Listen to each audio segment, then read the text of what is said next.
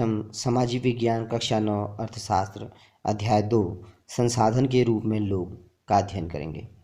पिछले पाठ पालमपुर गांव की कहानी में हमने गांव में होने वाले उत्पादक, भूमि, संसाधन आदि और पूंजी आदि का अध्ययन किया था। अब आज हम इस पाठ में संसाधन के रूप में लोग किस प्रकार जनसंख्या की अर्थव्यवस्था पर दायित्व होता है, अधिक परिसंपत्ति के रूप में हम इसकी व्याख्या करने का प्रयास करेंगे। किस प्रकार शिक्षा, प्रशिक्षण और चिकित्सा सेवाओं में निवेश किया जाता है और बाद में वही जनसंख्या मानव पूंजी में बदल जाती है, इसका अध्ययन करेंगे। मानव संसाधन क्या है? क्या यह भूमि अथवा श्रम के समान है? नहीं, यह कहीं उससे अधिक बढ़कर है। संसाधन के रूप में जब हम लोगों की बात कर रहे होते हैं तो वर्तमान उत्पादन कौशल और क्षमताओं के संदर्भ में जब हम कार्यरत लोगों के वर्णन का एक देख रहे होते हैं तो ये एक तरीका है। उत्पादक पहलू की दृष्टि से देखें तो जनसंख्या पर विचार करना सकल राष्ट्रीय उत्पाद के सृजन में उसके योगदान की क्षमता पर बल देता है। दूसरे संसाधनों की भांति ही अगर हम देखें तो जनसंख्या भी एक संसाधन है और इसको हम मानव संसाधन के रूप में देखते हैं। अब प्रश्न उठता है, क्या मानव पूंजी रुपया, पैसा अथवा डॉलर के समान है? फिर हम इसके बाद देखेंगे तो ये उससे कहीं अधिक बढ़कर है। अर्थात जनसंख्या भी एक प्रकार का एक मानव संसाधन है। विशाल जनसंख्या का एक सकारात्मक पहलू है जिसको हम अधिकतर अनदेखा कर देते हैं जब हम इसके अधिकतर नकारात्मक पहलू को देखते हैं, जिसमें हम देखते हैं कि भोजन, शिक्षा और स्वास्थ्य सुविधाओं की जनसंख्या तक पहुंच में समस्याएं आ रही होती हैं। हम उस पर अधिक चर्चा कर रहे होते हैं, जबकि मानव संसाधन को अधिक शिक्षा, स्वास्थ्य और के द्वारा और अधिक विकसित किया जा सकता है। जब हम इसे मानव पूंजी निर्माण कहते हैं तो भौतिक पूंजी के निर्माण की भांति ये देश की उत्पादक शक्ति में वृद्धि कर रहा होता है। मानव पूंजी में निवेश करें तो शिक्षा, प्रशिक्षण, स्वास्थ्य सेवा के द्वारा भौतिक पूंजी की भांति प्रतिफल प्रदान करते हैं। अधिक शिक्षित और बेहतर लोग होंगे, बेहतर प्रशिक्षित लोग होंगे तो इनकी उच्च उत्पादकता से जो आय होगी, अधिक स्वस्थ लोग होंगे, उच्च उत्पादकता के रूप में इसको हम प्रत्यक्ष तौर पर देख सकते हैं। अब ये आवश्यक नहीं है कि एक विशाल जनसंख्या देश के लिए केवल एक दायित्व हो, जबकि मानव पूंजी में निवेश के द्वारा इसे उत्पादक परिसंपत्ति के रूप में बदला जा सकता है। उदाहरण के लिए सबके लिए शिक्षा, स्वास्थ्य और आधुनिक प्रौद्योगिकी के प्रयोग से औद्योगिक और कृषि श्रमिकों के प्रशिक्षण के माध्यम से उपयोगी वैज्ञानिक अनुसंधान के द्वारा इस पर व्यय करके हम इसको मानव पूंजी में निवेश करके एक बेहतर प्रयास हम बना सकते हैं। तो इसको देखने के लिए अगर हम मानव पूंजी को देखें तो संसाधन के रूप में लोगों के योगदान को देखें तो काफ़ी कुछ इससे हमें समझ में आता है। जापान एक ऐसा देश है जिसने मानव संसाधनों पर, अपने मानव पूंजी पर सबसे अधिक बेहतर निवेश किया है, जबकि जापान में प्राकृतिक संसाधनों की अत्यंत कमी होती है। इसको समझने के लिए हम एक कहानी सकल और विकास, दो मित्रों की कहानी को जानने का अध्ययन प्रयास करेंगे। उससे हमें काफ़ी कुछ इसमें समझ में आ जाएगा। पहले हम समझते हैं, दो मित्र हैं, विलास और सकल। तो ये दोनों एक गांव सेमापुर में रहते हैं। सकल की आयु 12 वर्ष है। उसकी माँ शीला घर का कामकाज देखती है, पिता खेत में काम करते हैं।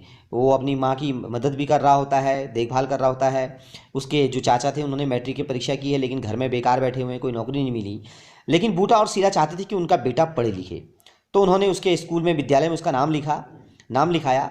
उसने उच्चतर माध्यमिक की परीक्षा पास की और उसके पिता ने उसे आगे की पढ़ाई जारी रखने के लिए राजी कर लिया और उसको कंप्यूटर का व्यावसायिक प्रशिक्षण कराया और कर्ज भी लिया। हालांकि सकल प्रतिभाशाली था, प्रारंभ में उसकी पढ़ाई में रुचि थी, लगन उत्साह के साथ उसने अपना कोर्स पूरा किया तो उसके बाद उसके प्राइवेट फर्म में नौकरी लग गई।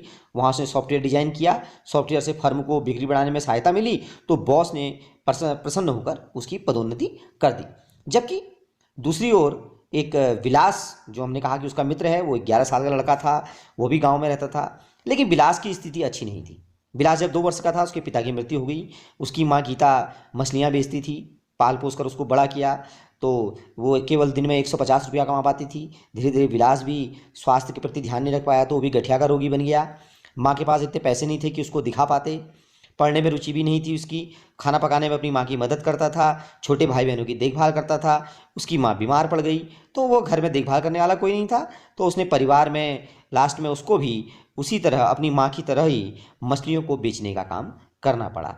तो उसकी स्थिति रही कि वह भी अपनी माँ के समान ही अब कम कमा पाता था। इन दो मित्रों की कहानी को अगर हम देखें तो इन दो मित्रों में हमें कहानी में ये नज़र आता है, अंतर देखें तो बहुत बड़ा अंतर नज़र आता है। अंतर ये है, शकल जहाँ स्कूल जाता था, विलास स्कूल नहीं जाता था। वो स्वस्थ, शकल शारीरिक रूप से हुष्ट पुष्ट स्वस्थ था, उसे डॉक्टर के पास जाने की आवश्यकता नहीं पड़ती थी, जबकि विलास गठिया का रोगी था। शकल ने कंप्यूटर की डिग्री प्राप्त की, उसको प्राइवेट फर्म में नौकरी भी मिल गई। विलास ने वही काम किया जो उसकी माँ करती थी, तो उसकी स्थिति ये रही कि उसको माँ की तरह अपने परिवार में पालने पोसने के लिए बहुत आय कम मिली। जबकि शकल के मामले में अगर देखें तो ठीक उल्टा था। उसने अपने श्रम शिक्षा के माध्यम से श्रम में अपनी गुणवत्ता बढ़ाई, उत्पादकता बढ़ाई, और यही उत्पादकता देश के काम आती है और समृद्धि में योगदान करती है। तो हम देखते हैं कि मानव संसाधन के रूप में एक बच्चा जिसकी शिक्षा और स्वास्थ्य पर निवेश किया जाता है, भविष्य में उच्च आय और समाज को बृहद योगदान देने के लिए यह अत्यंत आवश्यक है। शिक्षित माँ बाप अपने बच्चों पर शिक्षा पर निवेश इसीलिए करते हैं कि उन्होंने शिक्षा के महत्व को अनुभव किया होता है, उचित पोषण और स्वास्थ्य के प्रति सचेत रहते हैं। तो इस प्रकार हम देखते हैं कि हमने जापान का उदाहरण दिया था, जहाँ जब प्राकृतिक संसाधन नहीं है और कैसे वो लोग आयात करते हैं और कैसे उन्होंने अपने भूमि और पूंजी की बजाय कुशल उपयोग किया है, शिक्षा और स्वास्थ्य के क्षेत्र में निवेश किया, और वो आज देश धनी और विकसित बन गए हैं। तो अगर हम देखें पुरुषों और महिलाओं के शकल और विलास की भांति देखें तो विलास मछलियाँ बेचता था, शकल को फर्म में नौकरी मिल गई। तो इस प्रकार हम विभिन्न क्रियाकलापों को 3 प्रमुख क्षेत्रों में बांटते हैं: प्राथमिक क्षेत्रक, द्वितीयक क्षेत्रक और तृतीयक क्षेत्रक। प्राथमिक क्षेत्रक के अंतर्गत अगर हम देखें तो इसमें कृषि, वानिकी, पशुपालन, मत्स्य पालन, मुर्गी पालन और खनन आदि शामिल होते हैं। जबकि द्वितीयक क्षेत्र की बात करें तो इसमें विनिर्माण उद्योग शामिल होता है, और तृतीयक उद्योग में व्यापार, परिवहन, संचार, बैंकिंग, बीमा, शिक्षा, स्वास्थ्य और पर्यटन सेवाएं आदि सभी चीज़ें इसी में आती हैं। ये सारी क्रियाएं जो होती हैं ये आर्थिक क्रियाएं कहलाती हैं। आर्थिक क्रियाओं को हम 2 भागों में बांट देते हैं, एक तो होती है बाजार क्रियाएं और दूसरी होती है गैर बाजार क्रियाएं। बाजार क्रियाओं का तात्पर्य होता है जिसमें वेतन या लाभ के उद्देश्य से की गई क्रियाओं का पारिश्रमिक का भुगतान किया जाता है। इनमें सरकारी सेवा सहित वस्तुओं या सेवाओं का उत्पादन शामिल होता है।